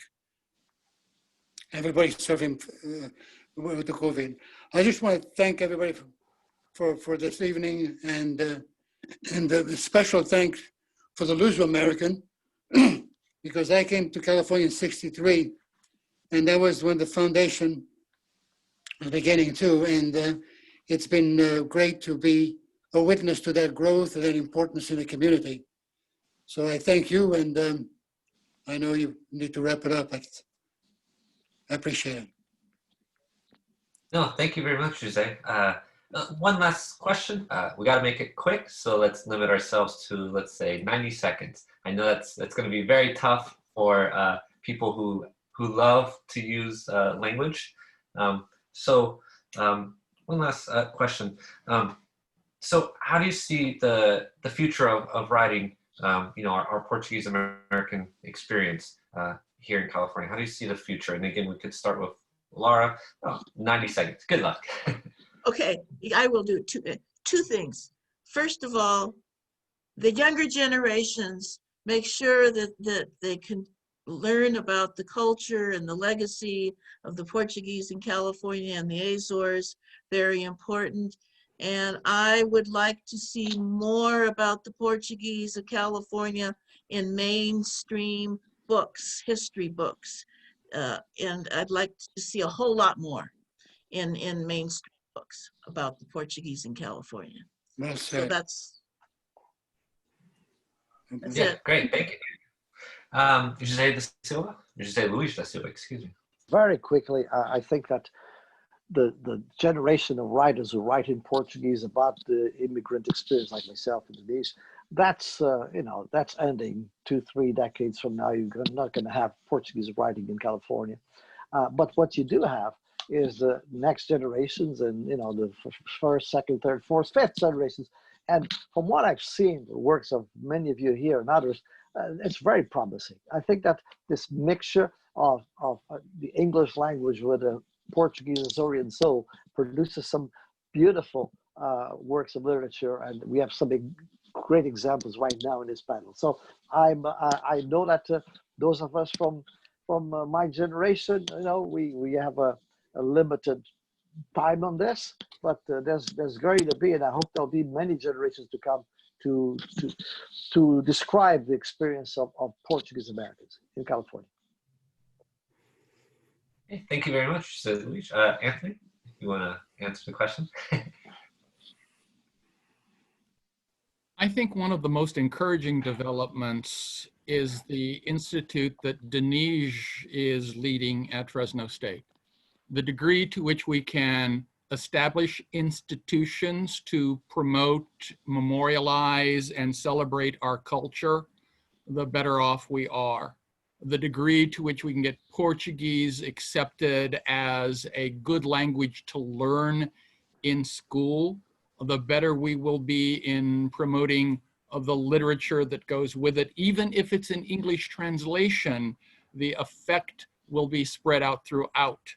And so I see things like Portuguese Beyond Borders, one of the most encouraging developments I've seen. And we should promote and share and let people know about it.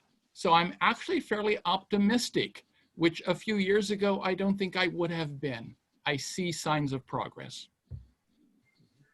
Great, thank you. Yeah, Diniz, I don't know how he has the energy to do every project that he does. So thank you. Rose, if you want to. Oh, gosh. One thing that I see is I think that the Azores are going to become more of a tourist destination for Americans. And I see the Azores as such a perfect setting for writing, not necessarily what you might call Portuguese American writing, but just writing. I mean, I think Daryl Caston wrote, one of his books, not just using it as a setting, using what there is there as a setting for books. I think there's so much there, so much. Okay, thank you very much, Rose. Sam, you want to?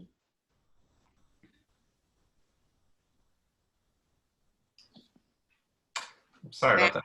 You're muted. I could unmute him. Oh.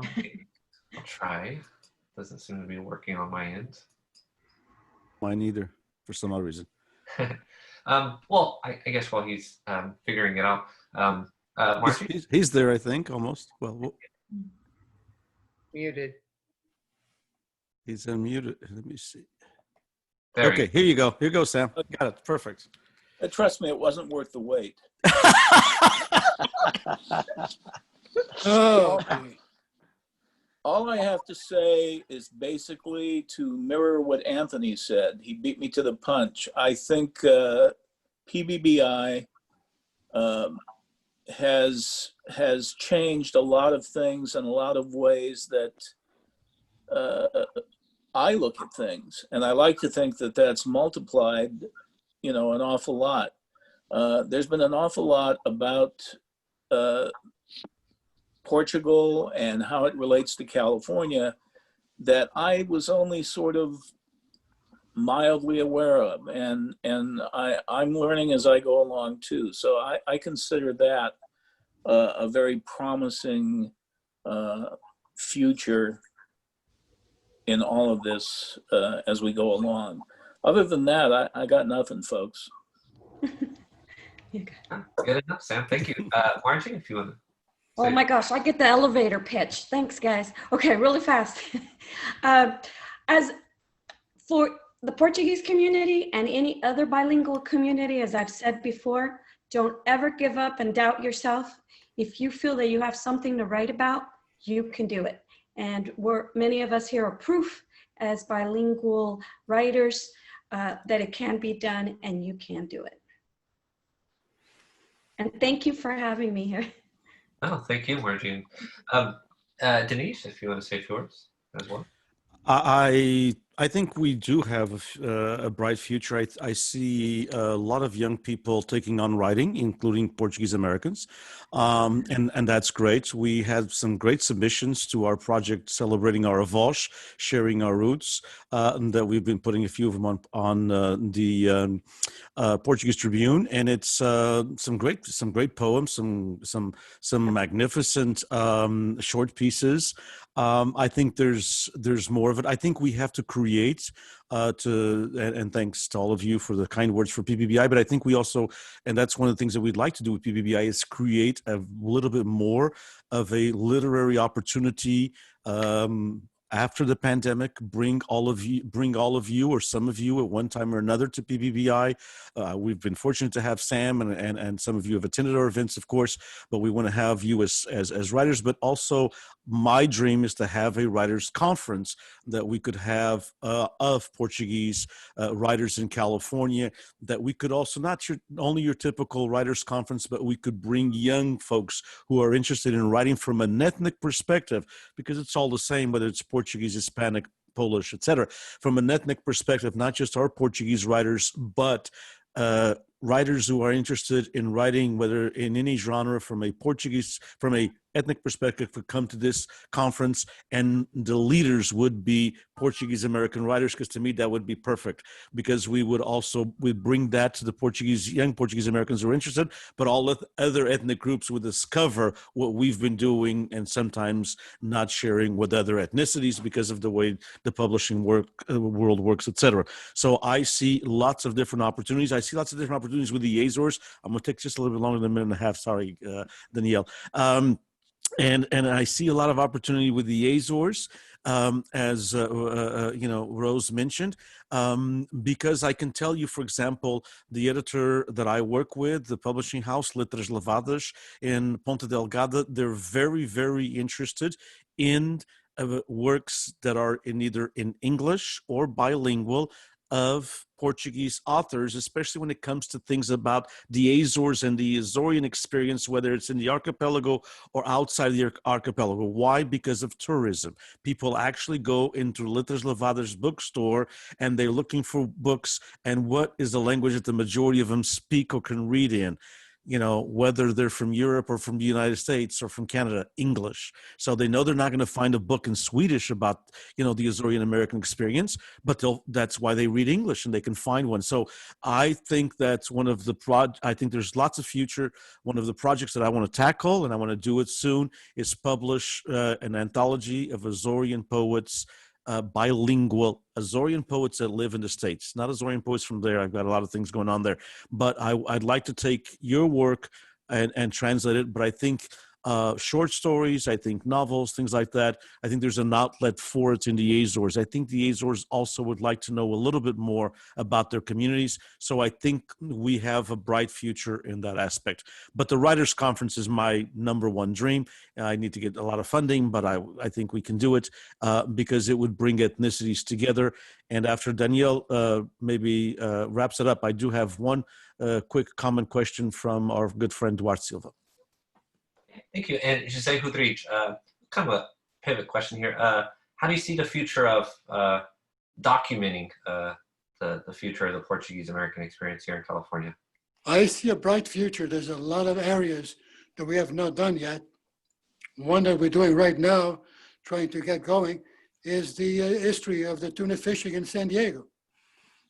And we're also trying to do one on the folk groups and the Philharmonic. And don't forget, and José, don't forget the Portuguese radio. We need to do something on that. Well, the Portuguese radio needs to be done.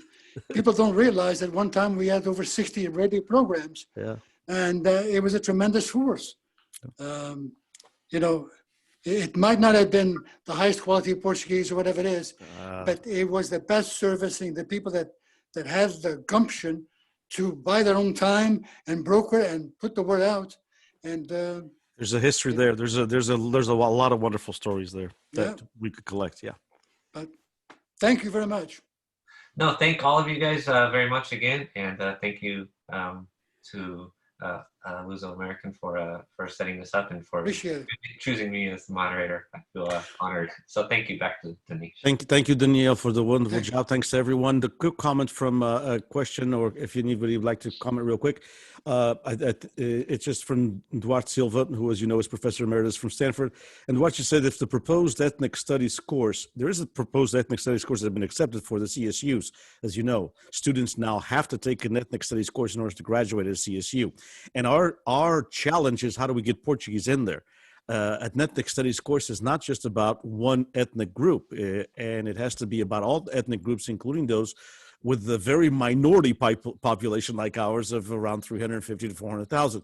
So that's one of the things that we need to work on, and PBBI is working the best it can.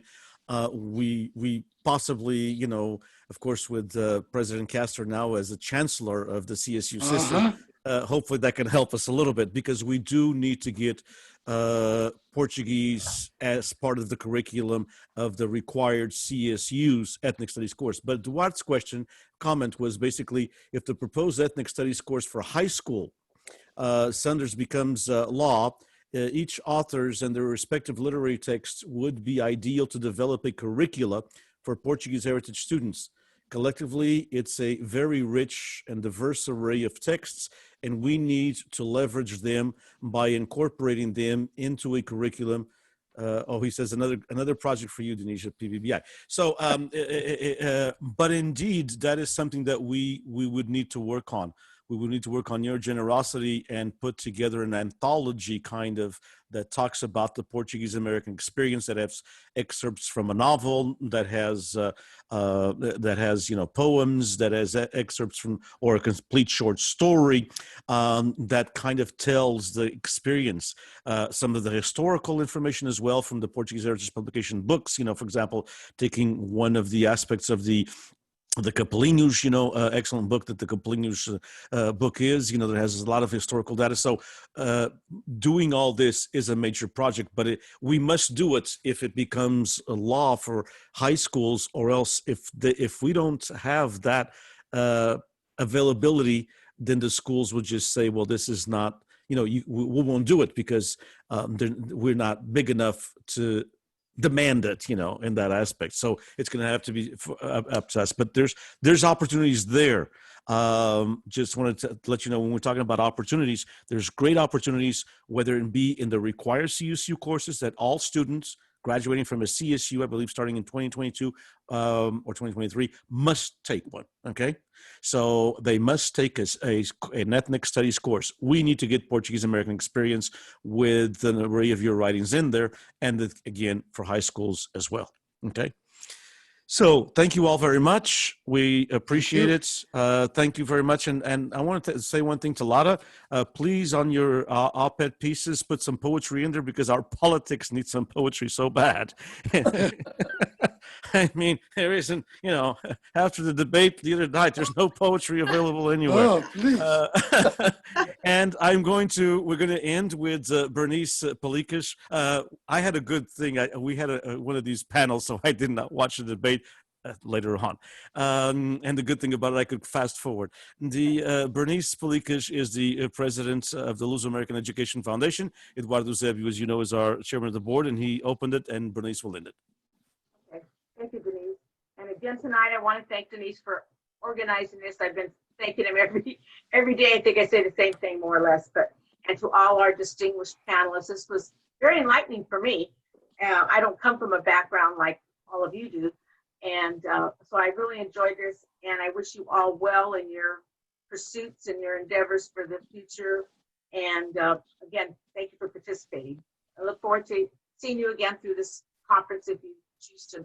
Well, I guess this is your day, and the rest of the conference, I guess, will have other people. But thank you anyway for joining. Thank you again. Thank you all. Continue writing, and we'll see you soon. Hopefully. Thank you. Take Good care. night. Thank you very Good much. night. Good night. Thank you all. Thank Thank you all. Good night. Good night. Good night. Boa noite. Boa noite. Boa noite. Right. Boa noite. Muito boa noite. Good night. Boa noite para todos. Boa noite, Sam. Boa noite. Boa noite, Marge. Boa noite, Rose. Boa noite. Daniel, sometime maybe you could get the email from Senor Diniz. Sure. And I will, yeah. And there's other people that have asked for emails, so we'll put everybody in contact with everybody. Thank you so much. Good Good night, everyone. Thank you. Good night.